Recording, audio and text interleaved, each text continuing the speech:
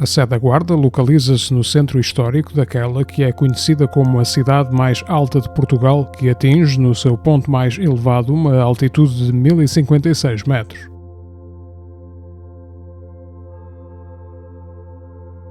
A cidade foi fundada em 27 de novembro de 1199 através de uma carta foral outorgada pelo rei Dom Sancho I. No início do século XIII foi trasladada para a Guarda a diocese da Egitânia. Essa diocese, cujas origens remontam ao século VI, estava sediada em Idenha a Velha, uma localidade outrora importante que sofreu uma estagnação no seu desenvolvimento no século XII.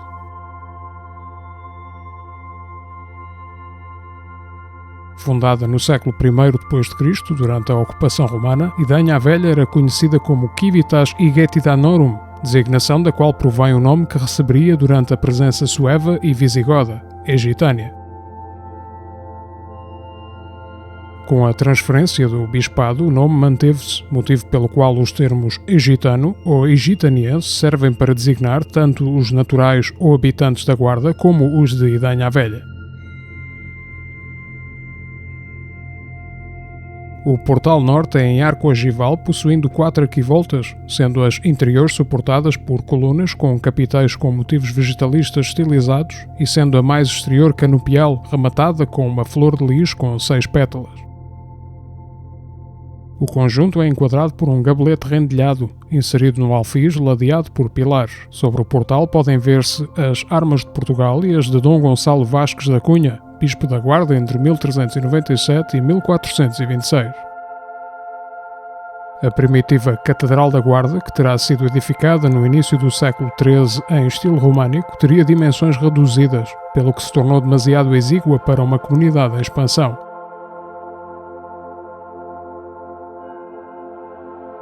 Assim, em 1230, o rei Dom Sancho II ordenou a construção de um novo templo que se situava fora das muralhas da cidade, próxima da Torre dos Ferreiros, nas imediações da atual Igreja da Misericórdia.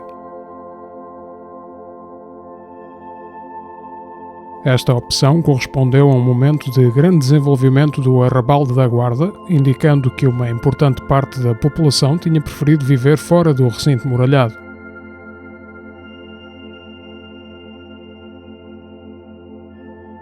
Contudo, a mudança do contexto político e militar na segunda metade do século XIV levaria o rei Dom Fernando I a ordenar a demolição dessa catedral em 1369, pois esta estaria demasiado exposta caso ocorresse uma invasão castelhana.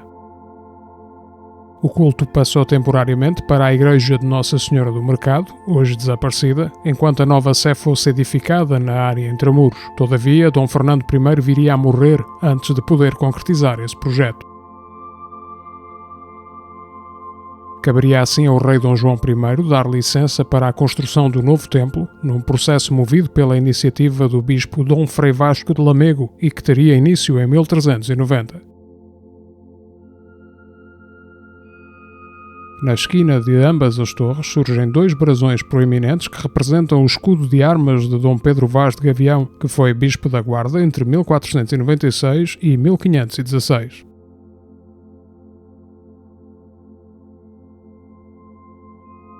O portal principal, em estilo manuelino, é em arco abatido, com cogulhos entrelaçados na face interna, sendo encimado por um nicho com mísula e baldaquino, onde surge a imagem de Nossa Senhora da Assunção. Tem um nicho vazio de cada lado e o fino colunelo exterior prolonga-se, formando um arco canopial sobre a imagem da Virgem, decorado com cogulhos. O conjunto é ladeado por 2 colunas torças rematadas em pináculos com florões.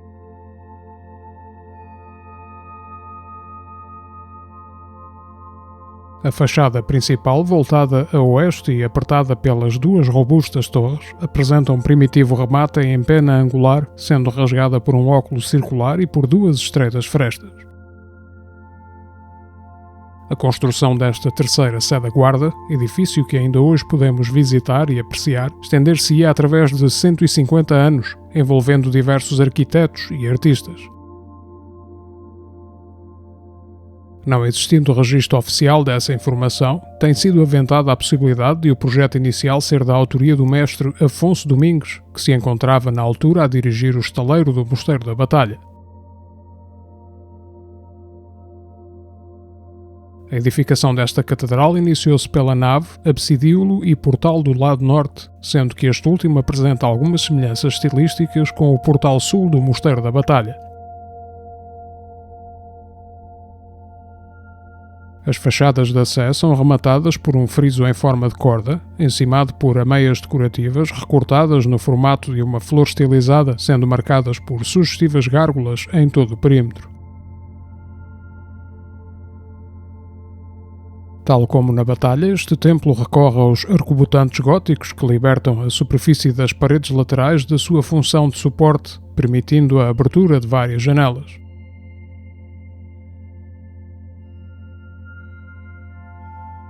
Este tipo de contrafortes, utilizados pela primeira vez em Portugal no Mosteiro de Alcobaça, são encimados por pináculos rematados com flores de lis, uma expressão decorativa que também encontramos no Mosteiro da Batalha.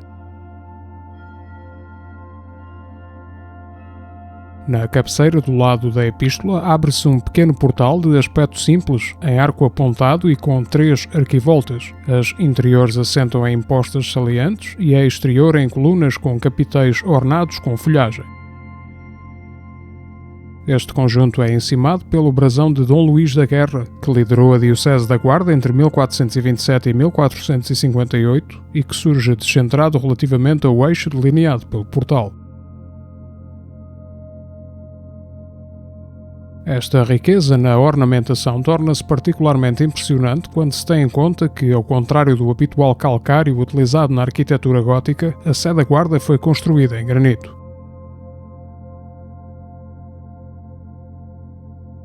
Não obstante, apresenta, simultaneamente, uma feição geral fortificada, típica da época medieval, graças às suas possantes torres octogonais sobre bases quadrangulares e com janelas de arco de volta perfeita, e às suas ameias estilizadas. Já no século XVI, entre 1504 e 1516, a direção das obras foi entregue aos mestres Pero e Filipe Henriques, filhos do notável mestre Mateus Fernandes, responsável pelas capelas imperfeitas do Mosteiro da Batalha. Apesar de, na sua globalidade, a Sé da Guarda representar um dos mais importantes monumentos do estilo tardogótico em Portugal, a sua riqueza estilística não se esgota por aí. Ao longo do seu extenso processo construtivo, que decorreu sensivelmente entre 1390 e 1540, esta catedral tornou-se num aglomerado de vários estilos artísticos que marcam a transição entre a Idade Média e o Renascimento.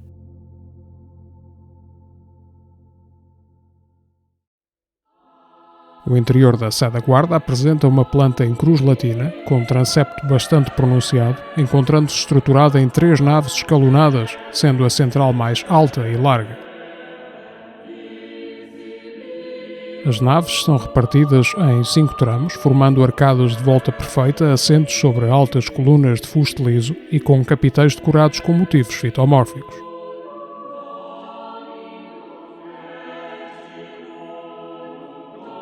Nos últimos 2 tramos, as meias colunas que lhes estão adoçadas apresentam impressionantes fustes espiralados, sendo a zona da cabeceira da igreja composta por 3 capelas poligonais.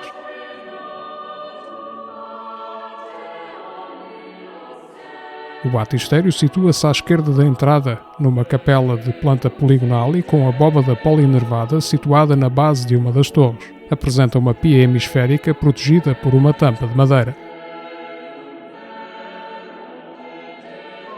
Em tempos existiu um importante órgão implantado no primeiro arco da nave central, do lado esquerdo, criado em 1749 por Bento Fontanes de Maqueixa, a pedido do bispo Dom Bernardo de Melo Osório. Esse órgão possuía uma caixa em talha dourada assente numa ampla mísula, tinha tribuna contracurva e balaustrada, estava amplamente decorado com carrancas e putti ao gosto barroco.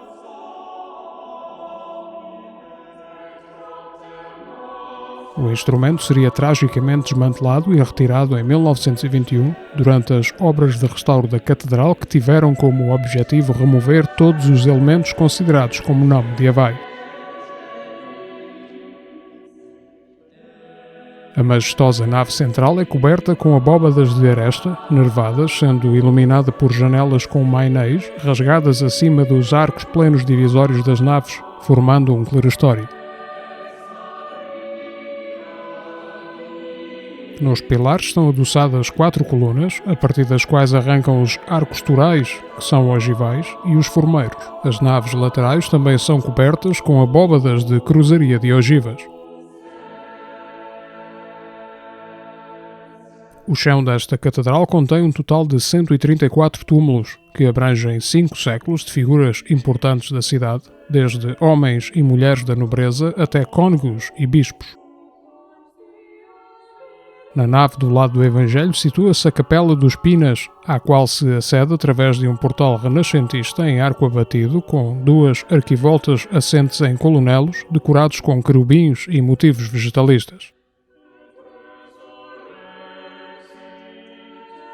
Foi fundada em meados do século XVI por Dom João de Pina, tesoureiro da Sé da Guarda, que se encontra sepultado no seu interior num túmulo com escultura jacente na tampa.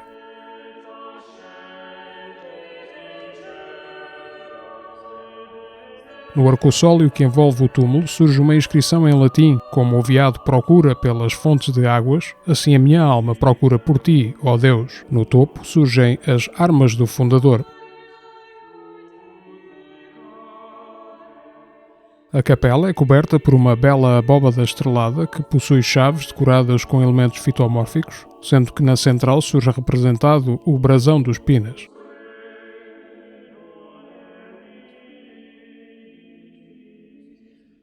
Também do lado do Evangelho encontra-se a Capela dos Ferros, que apresenta um portal renascentista em arco de volta perfeita, encimado por um frontão triangular suportado por pilastras dóricas.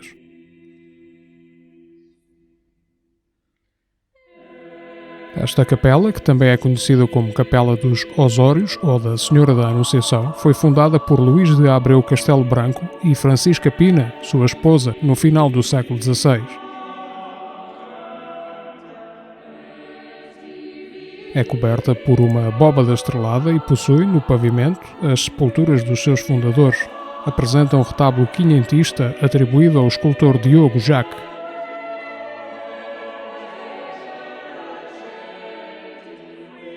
Representa a Anunciação do Arcanjo Gabriel à Virgem Maria. Foi talhado em pedra de ançã, um tipo de calcário macio de cor clara e uniforme que foi muito utilizado pelos escultores a partir do século XV. Nas naves laterais existem 5 capelas pouco profundas, em estilo maneirista, 3 do lado da Epístola e 2 do lado do Evangelho. Todas elas apresentam características similares.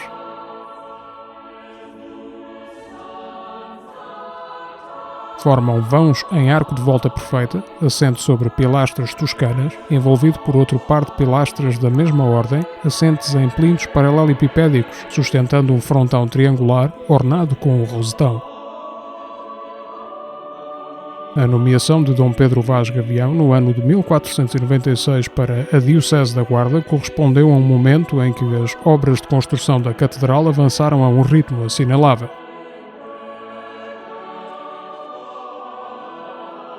Dom Pedro foi capelão-mor do rei Dom Manuel I de Portugal, sendo uma figura marcante que foi convidada pelo monarca para o acompanhar a Castela e Aragão em 1498 e a Santiago de Compostela em 1502. Em 1507 foi nomeado para o cargo de prior-mor do Mosteiro de Santa Cruz de Coimbra, onde ordenou a construção da atual igreja, do claustro manuelino, da Casa do Capítulo e dos túmulos de Dom Afonso Henriques e Dom Sancho I.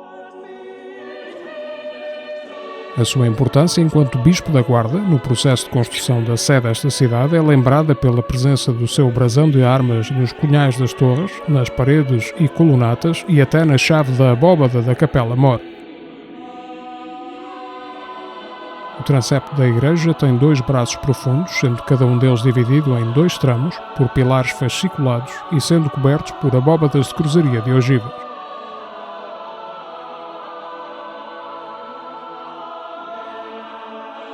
Ao centro, o cruzeiro é elevado, sendo mais alto que a nave central e que as naves do transepto. Possui 4 óculos que iluminam o interior, formando uma estrutura que lembra as torres-lanterna das catedrais românicas.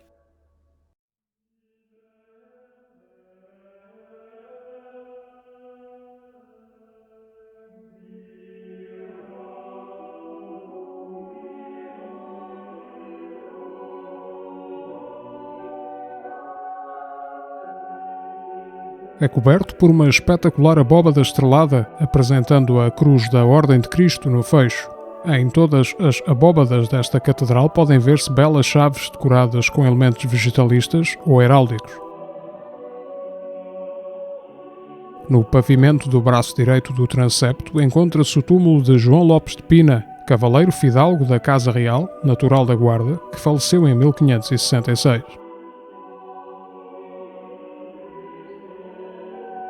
No braço sul do transepto encontra-se um altar talhado em pedra calcária de Ançã, dedicado a Nossa Senhora de Lourdes. Na parede, por cima deste, surge o brasão de armas de Dom Pedro Vaz Gavião.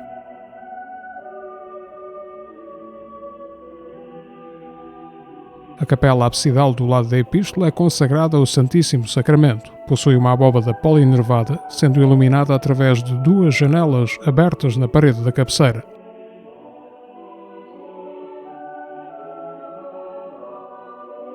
Possui um retábulo em pedra de Ançã, talhado na década de 1920 pelo escultor João Machado, que apresenta baixos relevos da Última Ceia e dos 4 Evangelistas e é encimado por uma platibanda rendilhada.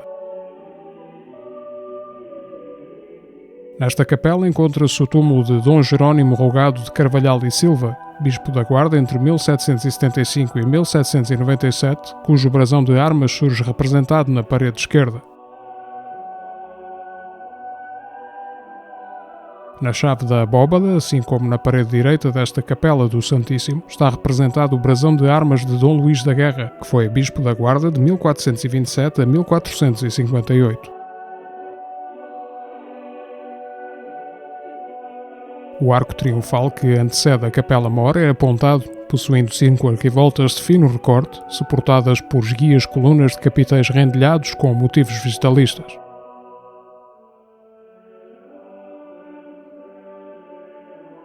Dentro da Capela Mor encontra-se o cadeiral barroco, criado no século XVIII, composto por 2 fiadas de cadeiras confrontantes, sendo a superior encimada por espaldar decorado com pilastras, friso, cornija e elementos fitomórficos dourados.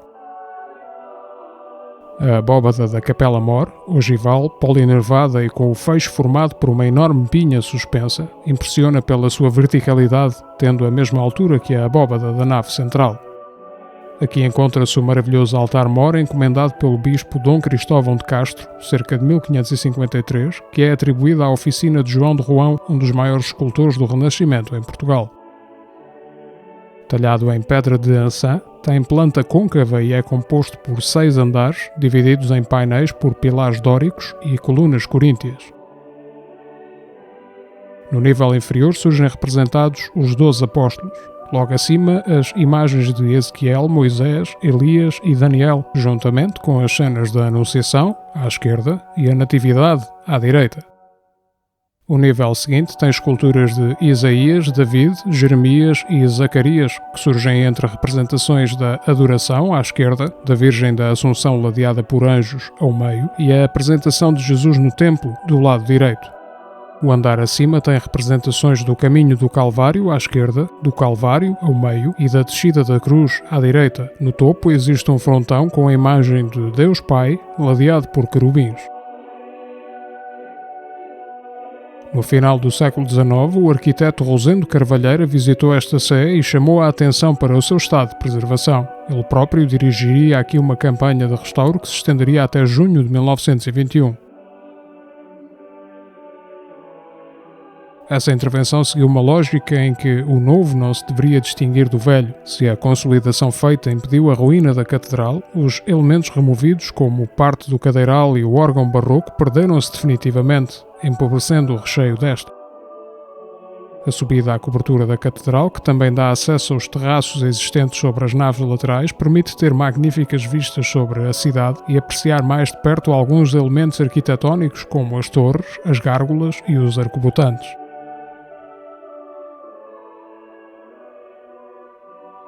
A Sé da Guarda encontra-se classificada como Monumento Nacional desde 1907, constituindo um dos mais importantes exemplares da monumentalidade da arquitetura tardogótica em Portugal.